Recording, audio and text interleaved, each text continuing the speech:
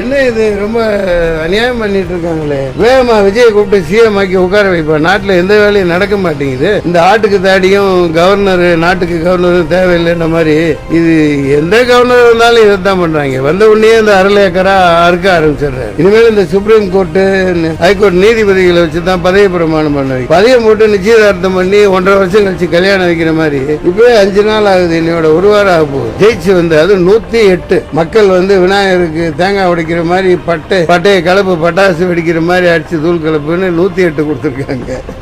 அதை வேற 108 மாத்த போகாதீங்கப்பா. விஜய் அந்த தம்பியர் பயங்கர ஆவேசமா இருக்காங்க. இப்ப இப்படியே பண்ணீங்கன்னா ஒரு பரோட்டா ஸ்டோரி காமெடி மாதிரி இதெல்லாம் முடியாது. எல்லாம் அழிச்சிட்டு மறுபடியும் தேர்தல் வைனா டப்பா டான்ஸ் ஆடினோம். எல்லா கட்சிகளும் துணை காணா துணியை காணான்னு அவ்வளவுதான் செலவழிக்க முடியாது. 10 பைசா செலவழிக்காம எவ்வளவு பெரிய சாதனை பண்ணிருக்கு. அப்படி இல்லை அப்படியே அந்த மத்திய அரசு இப்படி வேலை பண்ணிட்டு இருக்கு. ரொம்ப தப்பானது. மத்திய அரசு அங்க வட மாநிலங்கள்ல எல்லாம் இதே மாதிரி டுபாக்கூர் வேலை பண்ணி 50-60 பேர் ஜெயிச்சவங்களை எல்லாம் முதல்வர் ஆக்கி விட்டு போட்டு 50 கோடி 100 கோடி 25 கோடின்னு வாங்கி தான் ஆட்சி அமைச்சாங்க. இது எல்லாத்துக்கும் தெரிஞ்ச விஷயம். அப்படி இருக்க சட்டப்படி நடங்க. நீங்க சட்டப்படி நடங்க. மெஜாரிட்டி இருக்குது.